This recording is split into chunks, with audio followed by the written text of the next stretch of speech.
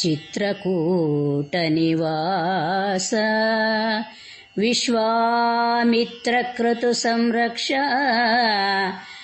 ರವಿಶಶಿನೇತ್ರ ಭವ್ಯಚರಿತ್ರ ಸದ್ಗುಣಗಾತ್ರ ಸತ್ಪಾತ್ರ ಧಾತ್ರಿಜಾಂತಕ ಕಪಟ ನಾಟಕ ಸೂತ್ರ ಪರಮ ಪವಿತ್ರ ಫಲ್ಗುಣ ಮಿತ್ರ ವಾಕ್ಯ ವಿಚಿತ್ರ ರಕ್ಷಿಸು ನಮ್ಮ ನನವರತ ರಕ್ಷಿಸು ನಮ್ಮ ನನವರತ. ಮಂಗಳಾತ್ಮಕ ದುರಿತ ತಿಮಿರ ಪತಂಗ ಗರುಡ ತುರಂಗ ರಿಪುಮದ ಭಂಗ ಕೀರ್ತಿ ತರಂಗ ಪುರಹರ ಸಂಗ ನೀಲಾಂಗ ಅಂಗದ ಪ್ರಿಯನಂಗಪಿತ ಕಾಳಿಂಗ ಮರ್ದನ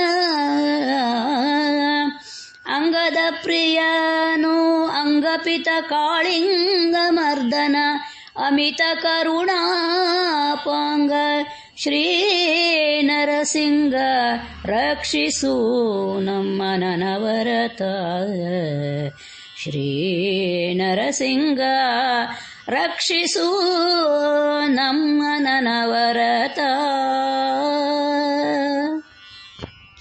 ಪವಿತ್ರವಾದ ಚಿತ್ರಕೂಟ ಕ್ಷೇತ್ರದಲ್ಲಿ ವಾಸ ಮಾಡಿದವನೇ, ವಿಶ್ವಾಮಿತ್ರರ ಕ್ರತು ಅಂದರೆ ಯಜ್ಞ, ಆ ಯಜ್ಞವನ್ನು ಸಂರಕ್ಷಣೆ ಮಾಡುವುದಕ್ಕೆ ರಾಮದೇವರು ಬದ್ಧದೀಕ್ಷರಾಗಿ ಹೋಗಿ ಅಲ್ಲಿ ಆ ಯಜ್ಞಕ್ಕೆ ವಿಘ್ನವನ್ನು ತಂದುಕೊಡತಕ್ಕಂತಹ ದೈತ್ಯರನ್ನು ಸಂಹಾರ ಮಾಡಿ ವಿಶ್ವಾಮಿತ್ರರ ಯಜ್ಞವನ್ನು ಸಂರಕ್ಷಣೆ ಮಾಡಿದವನೇ, ಸೂರ್ಯ ಚಂದ್ರರನ್ನೇ ಕಣ್ಣಿನಲ್ಲಿ ಇಟ್ಟುಕೊಂಡವನೇ, ಭವ್ಯವಾದ ಚರಿತ್ರೆ ಉಳ್ಳವನು ಶ್ರೀರಾಮಚಂದ್ರ.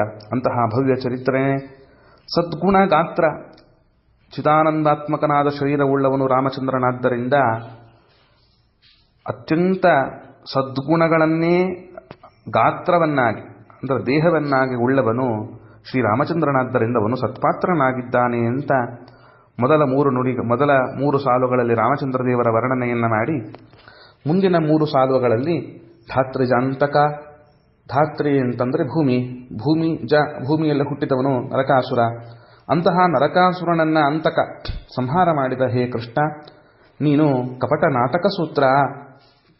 ನಾಟಕವನ್ನ ಮಾಡುತ್ತಾ ನಿಕೃತ್ಯಾಹನ್ಯಾತ್ ಎನ್ನುವಂತೆ ಆ ಮೋಸದಿಂದಲೇ ನಾವು ಗೆಲ್ಲಬೇಕು, ಮುಳ್ಳರಿಂದಲೇ ತೆಗೆಯಬೇಕು ಅನ್ನುವ ಕಪಟನಾಟಕದ ಸೂತ್ರಧಾರಿಯಾದವನು ನಮ್ಮ ಕೃಷ್ಣ.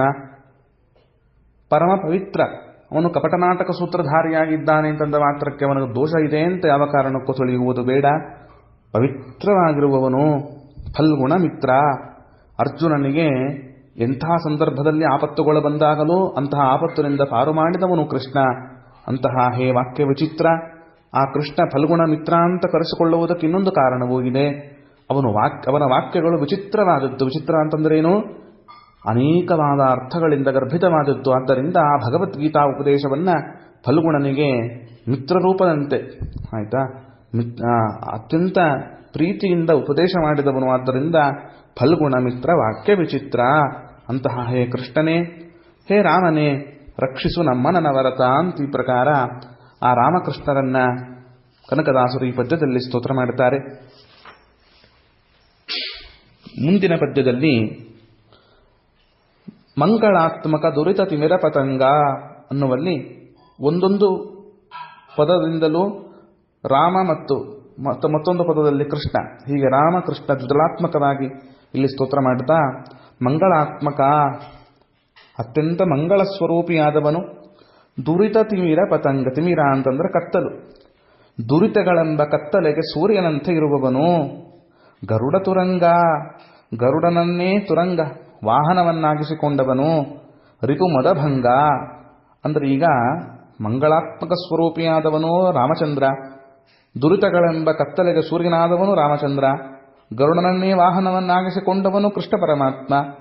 ಯಾಕೆ ಅಂತಂದರೆ ಆ ಯಾವ ಅನಿರುದ್ಧ ಮತ್ತು ಉಷಯರ ಕಲ್ಯಾಣ ಸಂದರ್ಭದಲ್ಲಿ ತಾನು ಗರುಡಾರೂಢನಾಗಿ ಹೋದ ಕಥೆಯನ್ನು ನಾವು ಕೇಳುತ್ತೇವೆ. ಕೃಷ್ಣ ಪರಮಾತ್ಮ ಆದ್ದರಿಂದ ಗರುಡ ತುರಂಗ, ರಿಪುಮದ ಭಂಗ, ಯಾವ ಶತ್ರುಗಳ ಮದವನ್ನ ಭಂಗ ಮಾಡುವವನು ರಾಮಚಂದ್ರ. ಅನೇಕ ಪ್ರಸಂಗಗಳಲ್ಲಿ ಇದನ್ನು ನಾವು ರಾಮಾಯಣದಲ್ಲಿ ಕಾಣುತ್ತೇವೆ. ಕೀರ್ತಿತರಂಗ, ಕೃಷ್ಣನ ಕೀರ್ತಿ ಅದು ಅಲೆಯಲೆಯಾಗಿ ಅನೇಕ ದೇಶಗಳಿಗೂ ವ್ಯಾಪಿಸಿದ್ದಂತು. ಆದ್ದರಿಂದ ಕೀರ್ತಿತರಂಗ. ಪುರಹರ ಸಂಘ, ಪುರಹರ ಅಂತಂದರೆ ಆ ತ್ರಿಪುರಾಸುರರ ಒಂದು ಪಟ್ಟಣವನ್ನು ನಾಶ ಮಾಡಿರುವಂತಹ ರುದ್ರದೇವರೇನಿದ್ದಾರಲ್ಲ, ಅಂತಹ ರುದ್ರದೇವನಿಗೆ ಅತ್ಯಂತ ಪ್ರೀತಿಪಾತ್ರರಾದವನು, ರುದ್ರನ ಅಂತರ್ಯಾಮಿಯಾದವನು ರಾಮಚಂದ್ರ. ಆದ್ದರಿಂದ ಪುರಹರ ಸಂಘ. ನೀಲಾಂಗ, ಕೃಷ್ಣನಾಗಲಿ ರಾಮನಾಗಲಿ ಇಬ್ಬರೂ ನೀಲಮೇಘಶ್ಯಾಮರೆಯಾಗಿದ್ದಾರಾದ್ದರಿಂದ ನೀಲಾಂಗ. ಅಂಗದ ಪ್ರಿಯ, ಅಂಗದನಿಗೆ ಅತ್ಯಂತ ಪ್ರೀತಿಪಾತ್ರನಾದವನು ರಾಮಚಂದ್ರ. ಅನಂಗಪಿತ, ಕಾಳಿಂಗವರ್ಧನ, ಮನ್ಮಥನಿಗೂ ಕೂಡ ತಂದೆ ಅಂತ ಕರೆಸಿಕೊಳ್ಳುವ, ಪ್ರದ್ಯುಮ್ನ ತಂದೆ ಅಂತ ಕರೆಸಿಕೊಂಡ ಕೃಷ್ಣ ಅವನು ಕಾಳಿಂಗನನ್ನ ಮರ್ದನ ಮಾಡಿದವನು. ಅಮಿತ ಕರುಣಾಪಾಂಗ, ಇಂತಹ ಮಿತವಿಲ್ಲದೆ ಇರುವ, ಅಂದರೆ ಲಿಮಿಟ್ಲೆಸ್ ಅಂತಾರಲ್ಲ, ಹಾಗೆ ಮಿತಿಗೇ ಇಲ್ಲದ ಕರುಣೆಯ ನೋಟವನ್ನು ಹೊರಸೂಸುವ ಶ್ರೀ ನರಸಿಂಹ ರಕ್ಷಿಸು ನಮ್ಮ ನನವರತ. ನರಸಿಂಹ ಅಂತಂದ್ರೆ ಇಲ್ಲಿ ನರಸಿಂಹದೇವರು ಅಂತ ತಿಳಿಯಬಾರದು. ನರಸಿಂಹ ಅಂದ್ರೆ ನರಶ್ರೇಷ್ಠ ಅಂತ ಕರೆಸಿಕೊಳ್ಳುವ, ಪುರುಷ ವ್ಯಾಘ್ರ ಅಂತ ಕರೆಸಿಕೊಳ್ಳುವ ರಾಮಚಂದ್ರನನ್ನು ನರಸಿಂಹ ಅಂತ ಕರೆದಿದ್ದಾರೆ. ಅಂತಹ ಹೇ ರಾಮಚಂದ್ರ ರಕ್ಷಿಸು ನಮ್ಮ ನನವರತ ಅಂತ ಈ ಪ್ರಕಾರ ಕನಕದಾಸರು ರಾಮಕೃಷ್ಣರನ್ನ ಸ್ತೋತ್ರ ಮಾಡುತ್ತಾ ಇದ್ದಾರೆ. ಶ್ರೀಕೃಷ್ಣ ಅರ್ಪಣಮಸ್ತು.